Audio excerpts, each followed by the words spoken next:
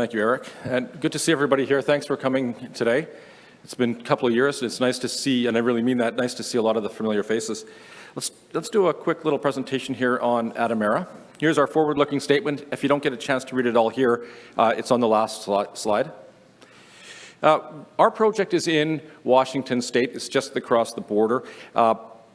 It's a 5.5-hour drive from Vancouver to the town of Republic. And Republic, that district, is well known for high grade. That is why we're there. That area has produced 8 million ounces of gold at an average grade of about 15 grams per ton.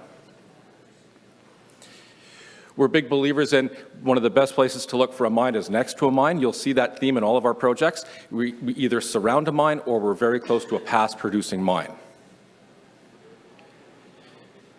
I'm also a big fan of infrastructure. Coming from a guy who spent a lot of his time working up in the high Arctic or in remote areas, I like infrastructure. And in Washington State, in this area around Republic, there is a mill that's currently on care and maintenance. It's owned by Kinross, but it's something that's in this district that may not have to be built again, and it's got capacity. All of our projects have a direct road access to that. So we're looking at something between 5 and 80 kilometers between our projects and that mill. Here's a plot of the gold chart over the last 10 years. You know, there was a broker who did say to me at one point, it takes 10 years sometimes to become an overnight success. And at the time, I wasn't too keen on that. I'm a little bit keener on it now. We started staking in this part of the world in 2013, something called Cooke Mountain. And it was just as the gold price was really coming off. We struggled along from about 2014 to 2019, developing targets, developing a very low-cost way of working in-house, developing our targets. We did some drilling. We hit some high grade. We didn't get a lot of reaction from the market because the market really wasn't in favor of gold at the time. But what we did do is we developed targets and our projects, and we were able to attract a partner. Hochschild came in and optioned our Cooke Mountain project. What that did for us is it freed us up. It allowed us to look at other projects. We picked up something called the Buckhorn. This is a piece of ground that surrounds the Buckhorn mine. It was held by Kinross. Kinross dropped a lot of ground. We picked it up, and immediately we went to Kinross and said, we'd like to acquire the data that you had on that. And it took us a while, but we finally closed a deal. It was in September of 2021 that we actually acquired this data. Now, if there's one reason why people should look at owning this stock, and that it would be right here. We've gone through that data. We've got $15 million worth of data, I would say, in my estimation, and we're now going on to drill those targets, subject to permitting. Let's take a quick look at Cooke Mountain. This is where we've got our joint venture with Hochschild. They can earn a 60% interest by spending $8 million US. They're into the second year on that now. Their requirement was to spend $1 million. They're a little over that. They're about 1.6. There's a second phase to that earn-in, and that's they can earn an additional 15% by sole funding through to a completed feasibility. Now, what we did last year with them is we drilled 8 targets, so you can see on that map, and out of those 8 targets, 2 of them yielded high-grade gold results. So, first one, Lamefoot South, 4.7 grams per ton over about 2.7 meters. That included a 10-gram interval, almost a meter. And then a second zone called Oversight, where we intersected 6.5 grams per ton gold over 3 meters, and that included a 12.2 gram per ton zone over 1.5 meters. Now,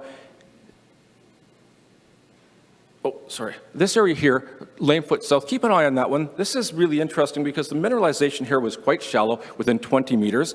The mineralization is about a little under a kilometer from Lamefoot, which is about a 1 million ounce deposit. And we've done a lot of work on that, and I won't show it all here, but do come to our booth. I strongly urge you to come to take a look at what we've got for this project.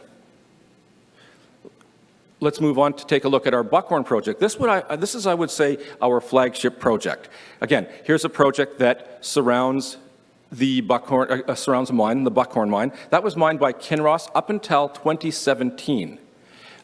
They produced 1.3 million ounces of gold at an average grade of 12 to 13 grams per ton. So clearly high grade. This was originally discovered by Crown. They called it the Crown Jewel. Kinross made a lot of money off this deposit, and we would still call it a Crown Jewel if we were to find another one of these.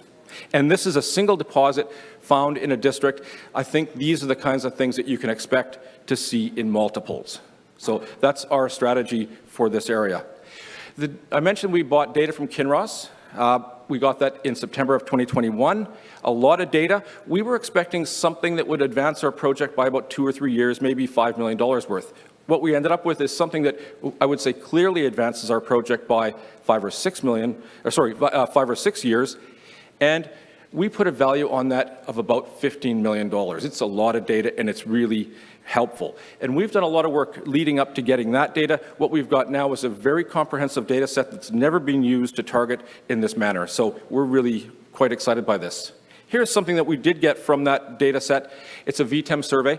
Basically, it's an airborne survey that's using EM. Buckhorn is massive sulfides. It is a conductor. So VTEM sees the Buckhorn mine. What's interesting about this is that data was flown after the Buckhorn mine was into production, so it's never actually been used to target for deposits. Most of that drilling was done prior to the onset of the mine. When you put gold on top of that from soils, you can see some of those high-grade values in the soils. Now you've got a very powerful data set, very powerful. Here's something that we did. We're big believers in ground mag. In the past, they used airborne surveys for mag. We did a very detailed ground survey. Why mag? Because the Buckhorn mine is magnetic. It's got magnetite. So mag is a very useful targeting tool here. Again, with the soil, a very powerful exploration tool. One of the big surprises that we got when we bought this data set, or when we acquired it, we were expecting 28 to 30 drill holes, and what we ended up with is about 281 drill holes. That's a little over 50,000 meters of drilling. We put a value on that of about 12 million. And why is this such an important data set? Well, I'll just walk you through some of the results from that drilling. Here's, in these mauve colors, the dots. Those are drill holes that had 0.5 to 1 gram per ton gold. Here's 1 to 5 grams. And then 5 to 10. Now, we consider high grade in this district about 5 grams. And then over 10 grams. So these are some pretty nice values. A lot of this has not been followed up. And let's just look at and focus on the higher grades here. Here's something we call Keystone. This is one of our key projects. And this is something that we liked before we saw these results. But here now you're looking at a 45.2 gram per ton result in a drill hole. And very few holes to follow that up. So that's something that we will be pursuing quickly. Magnetic mine, you can see gold intercepts of 7.2 grams per ton. We have now got a very strong target based on modeled EM, soil geochemistry, and of course, some drilling that has not been followed up. And similar here, 17.2 grams per ton gold in a drill hole. It's a single drill hole, and it has not been followed up. So this is what we're going to be working on. Here is more of the same GM1. You'll also notice a lot of that drilling is quite close to the mine area. There's a lot of the project that hasn't had any drilling yet, and the different data sets that we've been able to put together, we've got 30 plus targets. We've applied for permits on those targets, and we're going to see, I'm pretty confident we'll see some of those permits coming in as early as next week. And stop by the booth. I'd love to talk to you about some of the details behind what we're trying to do on the permitting side. We're strongly focused on gold exploration, but we can't help ourselves but get excited by things like copper and silver. You can see the stock prices. It's come off a little bit in the last month. Excuse me. But in Washington State, we do keep an eye out for other things. And here's a good example. Here's something we call talisman. It's been in our portfolio for some time. We started to look at it now that those metal prices are going up. Here's the talisman. Again, we have a mine within the mix. But just to the southwest of that, we found a new zone that is undocumented mineralization. 2.8% copper, 4.6% copper. We've got grab samples with over 1,000 grams per ton silver. You can see you've got a corresponding magnetic feature with that. And this was a project where we went, it's a skarn. We wanted to see if there were any gold credits with that skarn. And there weren't, but we sure did enjoy some decent base metal values. Okay, so, and one last thing about that.